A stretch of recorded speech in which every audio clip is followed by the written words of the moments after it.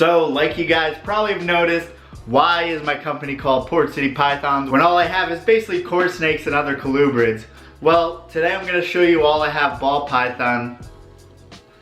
Yeah, definitely all I have. Well, starting off, I actually did have a lot of ball pythons, and then quickly after maybe 2 years or so of producing ball pythons, I switched over to colubrids and different kinds of Australian pythons and Indo-Australian pythons. So now, since all the colubrids are in brumation, I am going to show you my pythons. I think it's important to mention that they would usually get fed today, but I'm going to feed them tomorrow. They don't get fed every week, but this week would be the week that they all get fed, which is maybe about once a month or every 3 weeks that it comes up that they're all going to be fed on the same day.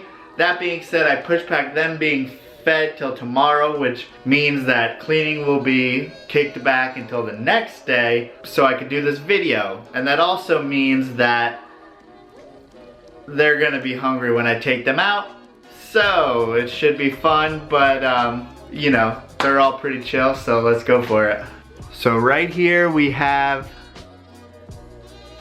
my green tree python. And a lot of people ask about green tree pythons, how to keep green tree pythons. They're not too difficult. What you can't do is get them too hot, so you always want their hot spot to be under 85 degrees, as well as you can't feed them big meals and you can't feed them often. So what I do is I feed a meal that's about the size of this one's body, so that would be probably a young mouse at this point. And I'll do that, I'll feed them a young mouse, and then I'll see when she starts moving around her tub, and then I'll feed her again, and maybe probably about 2 weeks or so in between feedings. Less is more when it comes to them as far as feeding goes, so if you feed too much you can get things like prolapse. Also, you need to change the water every 3 to 4 days, and that is a big deal, fresh water, because you know they get dehydrated pretty easily. People think they're difficult to keep, but there's just a few do's and don'ts. So that is really the short on, I don't want to say this is how to care for green tree pythons. Maybe I'll do a more in-depth video on that one day, but for now this is my green tree python. So as you can see, they pretty much just stay on the stick there, and the fact is that they're not animals that you handle often. So if you're looking for a pet that you want to handle, a green tree python is not for you. For the most part, if they're bred here in the United States, they are very calm, and this girl's never bit me or never done anything to me.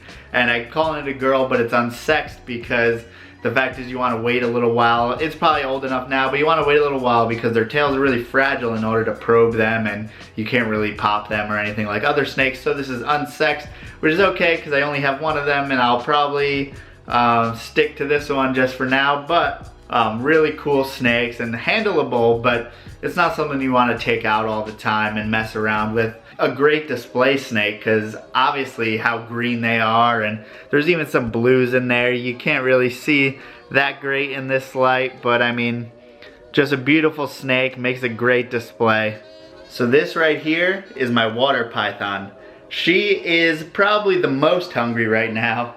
I definitely don't want her to get near my face, but pythons in the genus Liasis, she's getting by my face anyway. Pythons in the genus Liasis are generally very, very food aggressive and food driven, so you open their enclosure and they're always pretty much looking for food, especially when it's been a week or two since they fed. And so Liasis will be, I have 2 species of pythons from the genus Liasis. The other one being my olive python, and then of course this water python. And they're definitely, I find them easy to keep, not as handleable. I mean, you can tame them down pretty good. I mean, this girl's pretty chill. I mean, I would say more handleable than the green tree python, but it's not something you're gonna reach into their tub and grab. You wanna hook them first, get that feeding response down, and then when they get out of that feeding mode, they can be pretty calm. They do like to move around, which is always fun. That's what I always like to see in a snake that I'm keeping. That's why I like things like carpet pythons, even corn snakes, move around a lot. Also, you can see a few times she's just moving towards my breath because she sees a heat signature, hoping maybe it's food or something like that. So I'm definitely gonna keep her away from my face. Other than that, man, she's really, really calm, and she doesn't really bite or anything like that. You just need to be cognizant. So the way I choose what snakes to handle and stuff like that, I usually just handle them when I'm cleaning, so I gotta take them out anyway. Other than that, I may take out the olive python a little bit and play around with it, but mostly I look to see hey, is that water python a little testy today? If I wasn't making this video, I probably wouldn't have held her, I would have fed her. But the fact is I'm making this video, so I took her out for a second.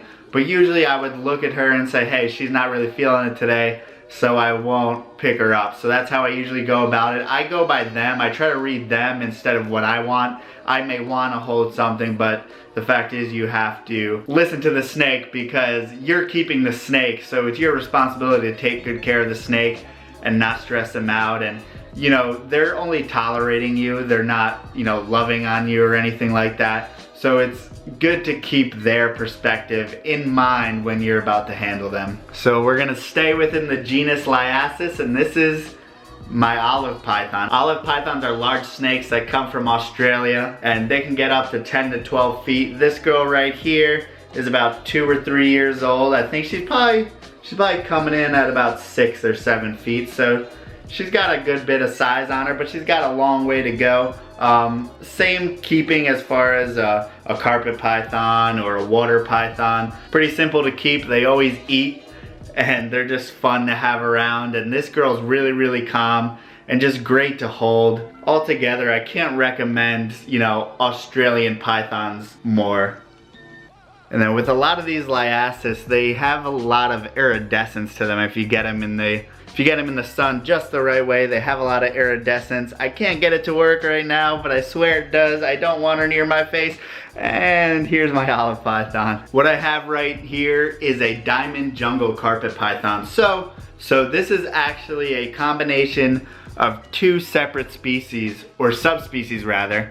They're both carpet pythons, but one derives from a diamond and one derives from a jungle. So diamond would be Morelia spilota spilota, and then jungle would be Morelia spilota shiny eyes. So diamond pythons are actually the coolest weather python in Australia. They're found most southern part of Australia. So Australia is on the opposite side of the world, so they're on the other side of the equator, and therefore the southernmost python is actually what's going to experience the coolest weather. But overall, diamond pythons, they can have yellow tinge to them. They're mostly black and kind of a creamy yellowish color. And then jungles are obviously, when they're line bred here in the United States, they get bred for the very, very high contrasting black and yellow. So put them together and you have a snake that has a lot of crazy pattern. As you can see here, jungle carpets have more of a distinct pattern, and diamonds are usually like little pink prints all over with color.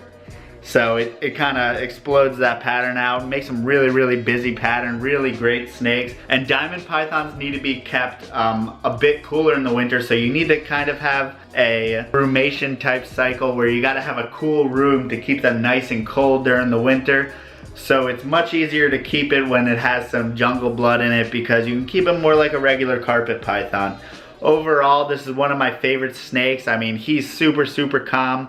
He is kind of an older guy. I think he's about 6 years old, so that's probably the oldest carpet that I have. These snakes, I mean, they get a good size, but not huge. Really, really manageable as far as, I never know what to say how big they are, but maybe he's about 5.5 feet or so, which the males are going to be a bit smaller than females. So right here is another male jungle carpet python. All my jungle carpets are males. I'm using the hook here because I don't really trust this guy. The fact is that during the winter they get really, really,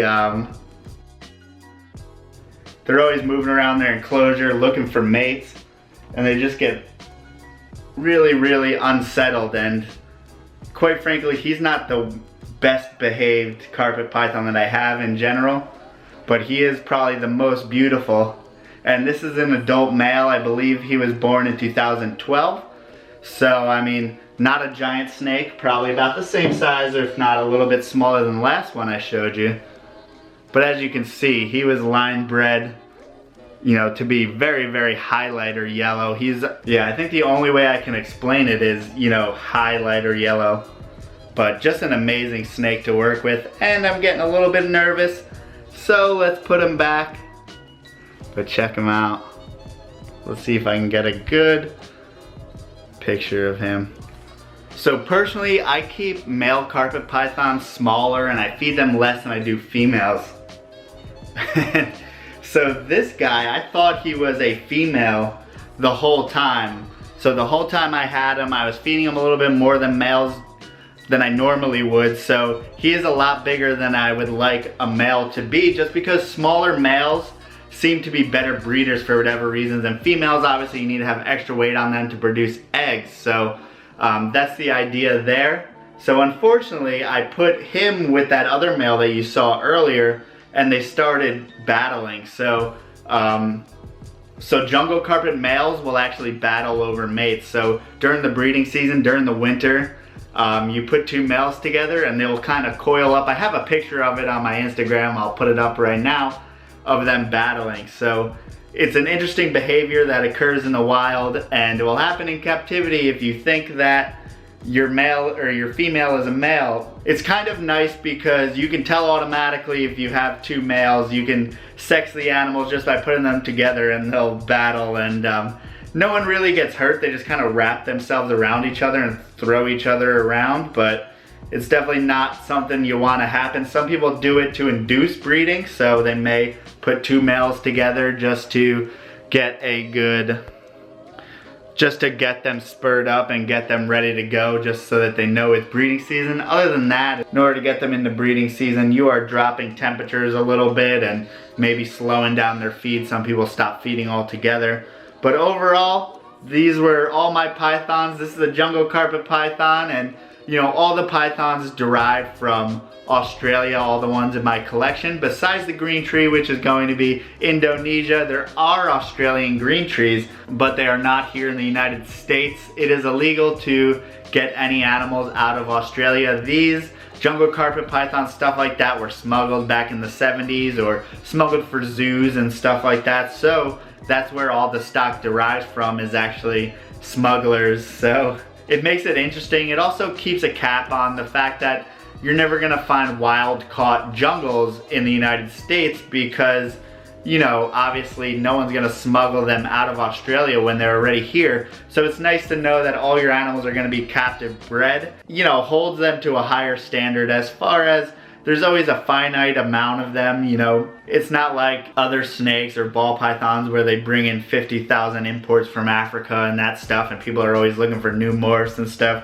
With them, it's kind of, you know who produces them and that's where they come from, and that's pretty much it. Overall, just the most amazing snakes. As far as carpet pythons, this would be my favorite python to keep. Carpets, olives, liasis, but if you're a beginner, I wouldn't shy away from, you know, getting a python as your getting a carpet python as your first python. Maybe you kept a corn snake. You know, it's not going to be any different than that. I think they're much easier to keep than ball pythons, other than the fact that you need a little bit larger enclosures. Other than that, I mean, they're so easy to keep, really personable, easy to handle. As you can see, they like to climb around. They're really inquisitive and just overall fun snakes. So if you like this video, please like, comment, subscribe, and if you made it this far, you're on the team.